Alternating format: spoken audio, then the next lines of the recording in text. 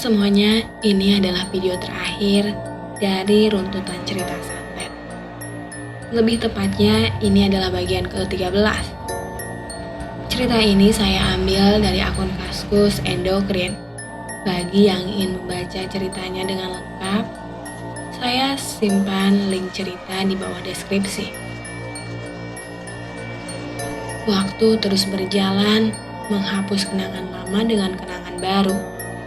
Namun salah satu di antara kenangan-kenangan itu akan ada salah satu yang membekas dan menjadi penghuni tetap dalam ingatanmu.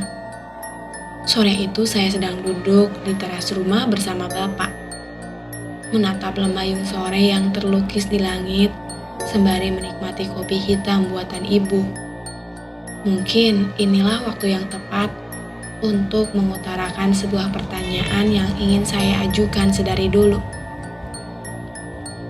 Pak, sebenarnya apa yang dikatakan Ki Merah di ruangannya kepada Bapak ketika kita datang ke rumahnya malam itu? Lalu Bapak mulai membuka mulut hendak menjawab pertanyaan saya. Sekitar jam 9 malam, tiba-tiba terdengar suara ketukan. Ki Merah yang sedang tertidur pun tersadar dan segera membuka pintu. Terlihat sosok seorang lelaki tua sekitar umur 50 atau 60 tahunan berdiri di luar. Raut wajahnya tampak lelah. Dengan suara yang berat, pria tersebut mulai berbicara. 4 tahun yang lalu, saya memiliki seorang anak gadis. Dia anak yang baik dan juga penurut, seperti remaja pada umumnya. Setelah lulus SMA, dia ingin pergi kerja keluar kota. Lalu datanglah seorang pria yang menawari pekerjaan. Anak saya sangat antusias ketika ditawari kerja. Begitu pula dengan saya yang ikut senang bila anak saya senang, ucap pria tersebut kepada Ki Merah. Akhirnya anak saya bekerja, walaupun bukan di kantoran, hanya di sebuah restoran, tapi bagi anak saya itu tidak apa-apa. Aki masih ingat dengan pemuda yang telah berjasa mencarikan pekerjaan untuk anak saya. Ternyata dia memendam perasaan pada anak saya. Setiap pulang dari kota, pemuda itu selalu mengantarnya. Semua hal dia lakukan, selayaknya seorang pemuda yang sedang kasmaran untuk menarik perhatian, lanjut pria itu. Tapi saya tak menyangka, ternyata anak saya tak membalas perasaan pemuda tersebut, karena anak saya memiliki perasaan pada lelaki lain, yang ternyata adalah temannya di tempat kerja. Hingga akhirnya saya menyuruh pemuda yang anak saya taksir tersebut untuk datang melamar ke rumah. Terus Ki Merah tampak semakin penasaran. Acara pertunangan telah dilakukan. Saya dan pihak keluarga kekasih anak saya telah merencanakan tanggal pernikahan. Namun, seminggu setelah pertunangan, kekasih anak saya datang kembali. Dia hendak membatalkan pernikahannya. Saya tak tahu alasannya. Tentu saja hal tersebut membuat anak saya sakit hati. Dan yang lebih menyakitkan bagi saya adalah kabar ini sudah menyebar kepada warga kampung. Anak saya tak mau keluar rumah karena dia malu bertemu dengan orang. Tekanan dari orang-orang dan sakit hati karena telah dicampakkan tak bisa ditahan lagi oleh anak saya. Hingga akhirnya ketika saya pulang dari sawah, pria itu mengeluarkan air mata. Seperti tercekak di tenggorokannya, dia menahan omongannya. Jasad anak saya sudah tergantung. Seperti mengingat kenangan lama, pria tua itu kini menangis tak bisa lagi menahan emosinya.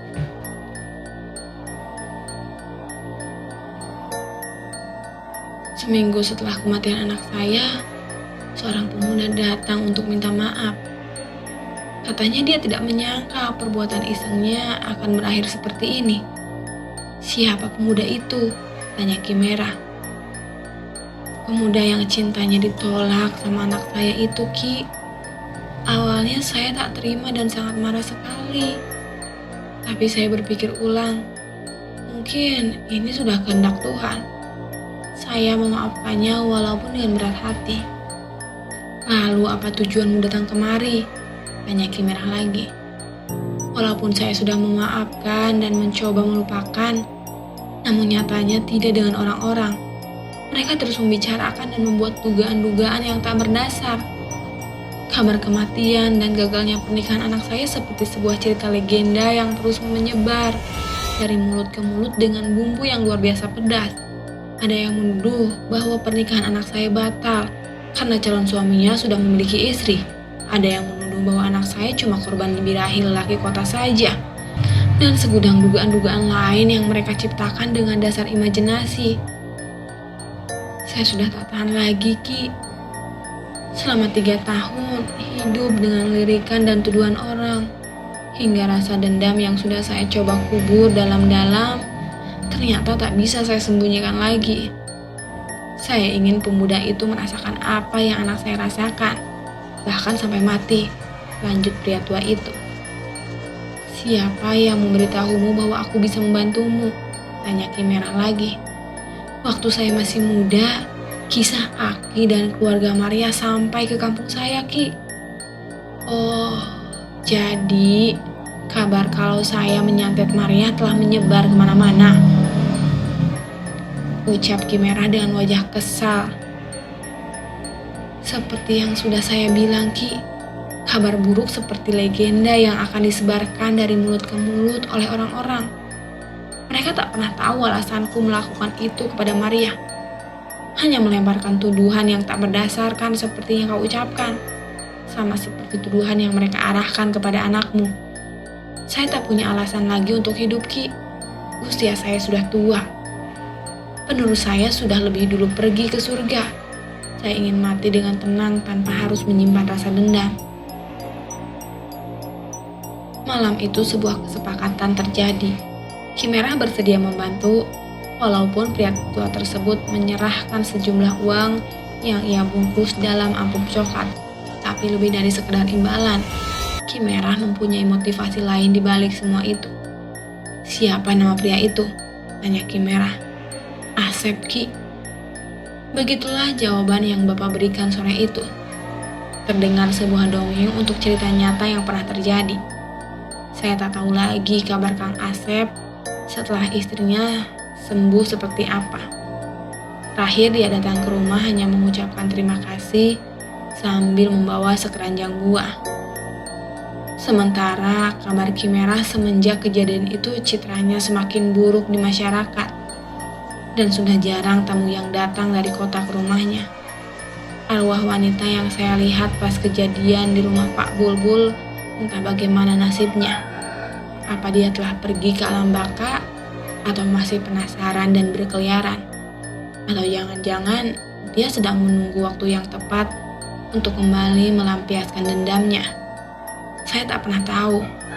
Dunia pergibahan tentu saja berada di luar kuasa dan pengetahuan saya. Bapak selalu bilang, sejarah hidup seseorang akan terus terulang, entah kepada dirinya, keturunannya, atau pada orang di sekitarnya. Mungkin saya bisa belajar dari pengalaman hidup yang pernah saya lalui itu. Tapi saya tak mengerti bagaimana yang harus saya pelajari. Maka saya memutuskan untuk bertanya kepada Bapak. Pak, apa pelajaran hidup yang bisa saya ambil dari kejadian ini?